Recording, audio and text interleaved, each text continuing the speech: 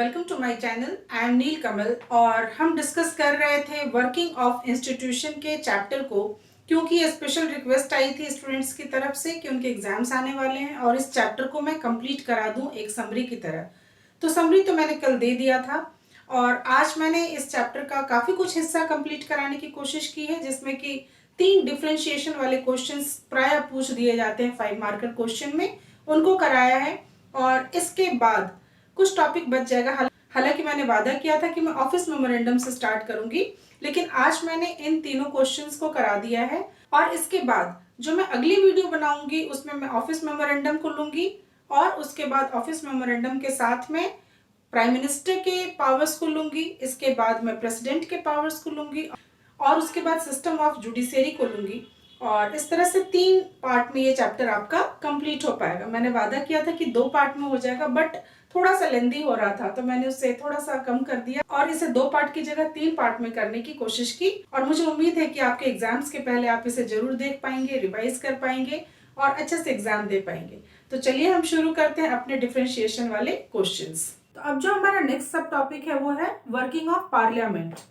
Legislature की बात हो रही है, ठीक है। तो पार्लियामेंट में कौन कौन होता है पहले ये जानिए। पार्लियामेंट में कौन कौन होते हैं, किन किन को मिला के पार्लियामेंट बनता है। तो सबसे पहले आप जानिए लोकसभा, फिर राज्यसभा और इन सब के ऊपर प्रेसिडेंट। इन तीनों को मिलाकर ही पार्लियामेंट बनता है, ठीक है। अब बात हो रही है कि हमारे चैप्टर का नाम है वर्किंग ऑफ इंस्टीट्यूशन। तो वर्किंग ऑफ इंस्टीट्यूशन में इसे हम लेजिस्लेचर भी कहते हैं, क्योंकि ये कानून का निर्माण करता है। यानी लोकसभा, लोकसभा के बाद राज्यसभा और राज्यसभा के बाद राष्ट्रपति के पास जाता है। तो इस तरीके से कानून बनता है।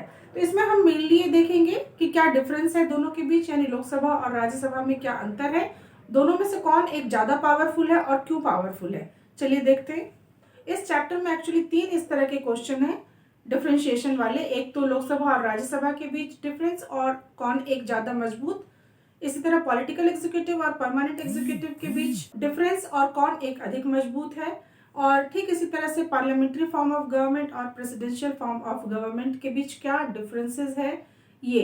तो ये 3 क्वेश्चन एक्चुअली बहुत ही इंपॉर्टेंट है और कई बार 5 मार्कर क्वेश्चन में इस तरह के सवाल आ जाते हैं। तो इसको देखने के लिए चलिए क्या डिफरेंस हम देखते हैं। एक तरफ आप लिख लीजिए लोकसभा, एक इसी तरह का टेबुलर चार्ट बना लीजिए और दूसरी तरफ लिखिए राज्यसभा, ठीक है। अब लोकसभा और राज्यसभा को एक और दूसरे नाम से जानते हैं, वो है लोकसभा को कहते हैं House of Peoples, House of People,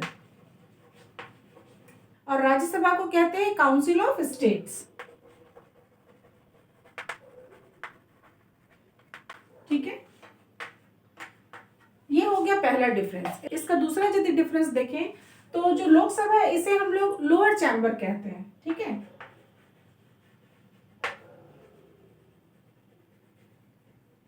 और राज्यसभा को अपर चैम्बर कहते हैं। इसके बाद जो अंतर है वो है सदस्य संख्या को लेके, क्योंकि लोकसभा के जो मेंबर है वो है 553 प्लस 2। ये 2 इसलिए क्योंकि ये एंग्लो इंडियन होते हैं जिन्हें प्रेसिडेंट जो है वो नॉमिनेट करते हैं, ये इलेक्टेड नहीं होते हैं। इसके बाद यहाँ पे ये डिफरेंस देख लीजिए कि राज्यसभा के जो मेंबर होते हैं वो 250 होते हैं। 12 को मैंने अंडर ब्रैकेट इसलिए लिखा है क्योंकि जो ये 12 सदस्य होते हैं इन्हें भी राष्ट्रपति नॉमिनेट करते हैं। नेक्स्ट डिफरेंस यदि हम देखें तो जो लोकसभा है वो 5 ईयर्स के लिए होती है। हालांकि ये 5 ईयर्स से पहले भी डिसॉल्व हो सकती है कुछ बातों पे, और लेकिन 5 साल तक तो ये जरूर रहती है और इसके बाद 5 साल के बाद ये डिसॉल्व हो जाती है। जबकि राज्यसभा जो है ये एक परमानेंट बॉडी है, ये कभी भी डिसॉल्व नहीं होती है। लेकिन इसके जितने भी मेंबर्स हैं उनमें से 1/3 मेंबर जो है वो हर 2 साल के बाद रिटायर हो जाते हैं। तो ये आप कह सकते हैं परमानेंट बॉडी है।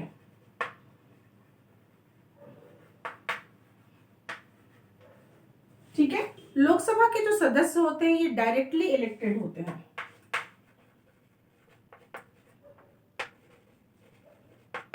और राज्यसभा के जो सदस्य होते हैं वो इनडायरेक्टली इलेक्टेड होते हैं।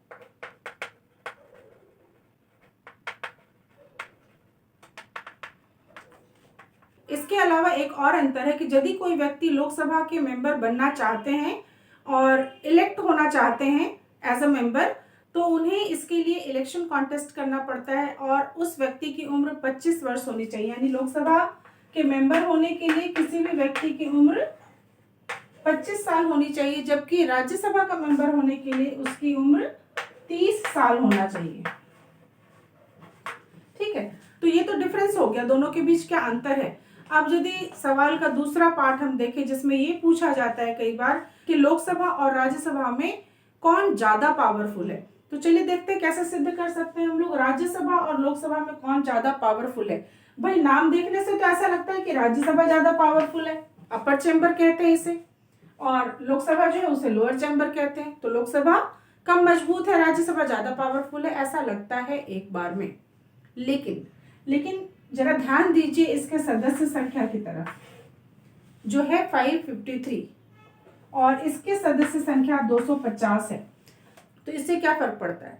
इससे ये फर्क पड़ता है कि यदि कोई जनरल बिल है तो वो तो आसानी से पास हो जाता है, ठीक है, लोकसभा में गया, राज्यसभा में गया, प्रेसिडेंट ने साइन किया, हो गया काम, बिल बन गया। लेकिन यदि कोई ऐसा कंट्रोवर्शियल या विवादास्पद बिल है जिसमें लोकसभा और राज्यसभा दोनों के बीच मतभेद है, तो ऐसे समय में क्या होता है कि ज्वाइंट सेशन में इसे पारित किया जाता है, जिसमें कि लोकसभा के सदस्यों की संख्या ज्यादा रहने की वजह से लोकसभा की सहभागिता ज्यादा होती है। तो इस नजरिए से भी हम कह सकते हैं कि लोकसभा ज्यादा पावरफुल है।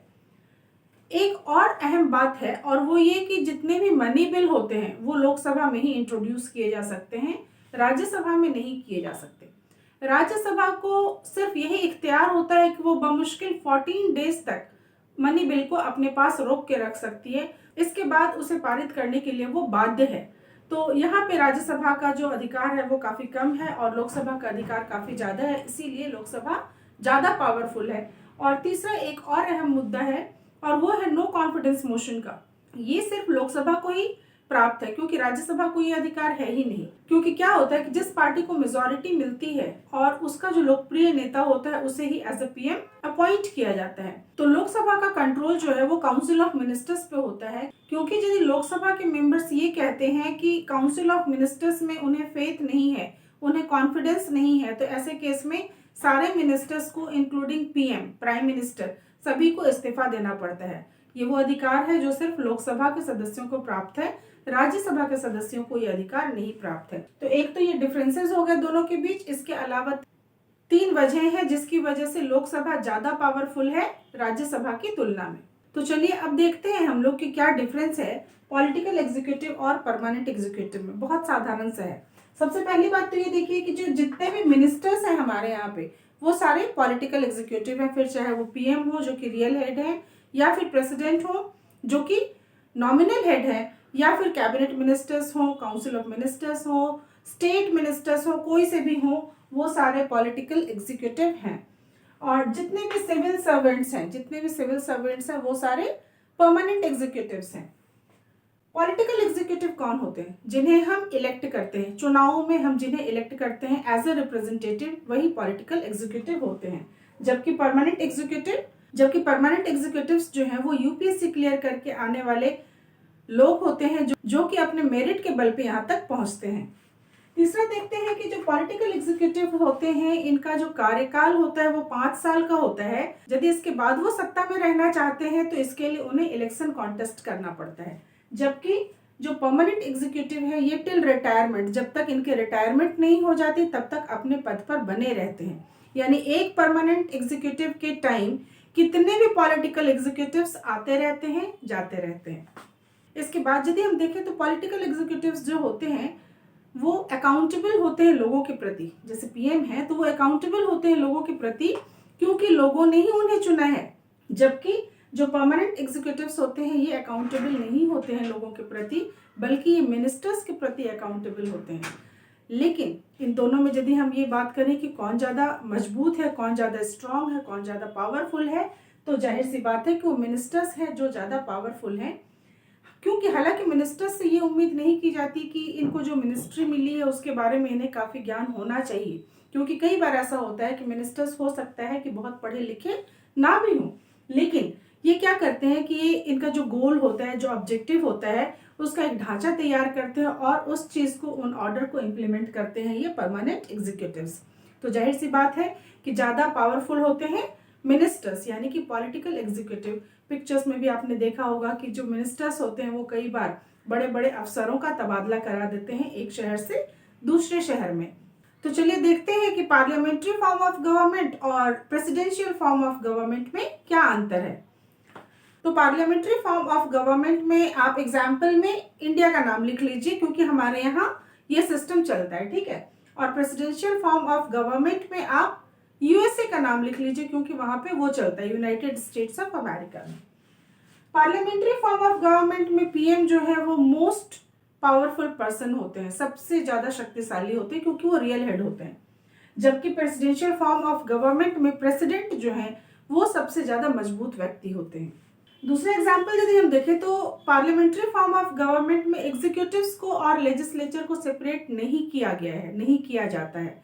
यानी जो काउंसिल ऑफ मिनिस्टर्स होते हैं वो लेजिस्लेचर के मेंबर भी होते हैं, जबकि यहाँ पे ऐसा सिस्टम नहीं होता है। यानी कि यूएसए में जो प्रेसिडेंशियल फॉर्म ऑफ गवर्नमेंट है वहां पे ऐसा नहीं होता है, क्योंकि वहां पे एग्जीक्यूटिव और लेजिस्लेचर को पूरी तरह से अलग किया गया है।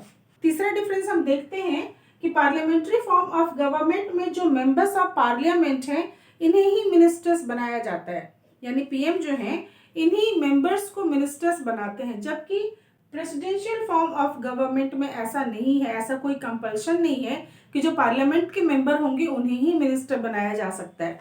यानी कि आउटसाइड द लेजिस्लेचर मिनिस्टर बनाए जा सकते हैं। यानी कि वहां के प्रेसिडेंट यदि चाहे कि अपने बचपन के किसी मित्र को मिनिस्टर बना दे तो ऐसा हो सकता है, संभव है। फिर एक डिफरेंस हम देखते हैं कि हमारे यहाँ पार्लियामेंट्री फॉर्म ऑफ गवर्नमेंट में, जैसा कि मैंने कल की क्लास में भी कहा था, कि हमारे यहाँ डुअल एग्जीक्यूटिव है। मीन्स एक तो प्राइम मिनिस्टर है जो कि रियल हेड है और दूसरे प्रेसिडेंट है जो कि नॉमिनल हेड है। जबकि प्रेसिडेंशियल फॉर्म ऑफ गवर्नमेंट में एक ही व्यक्ति जो है उसी के पास सारे पावर्स से, वही हेड है। फिर एक डिफरेंस हम ये भी देखते हैं कि हमारे यहाँ पीएम जो है यानी प्राइम मिनिस्टर जो है वो कॉमन पीपल के लिए आंसरेबल होते हैं, अकाउंटेबल होते हैं। क्यों?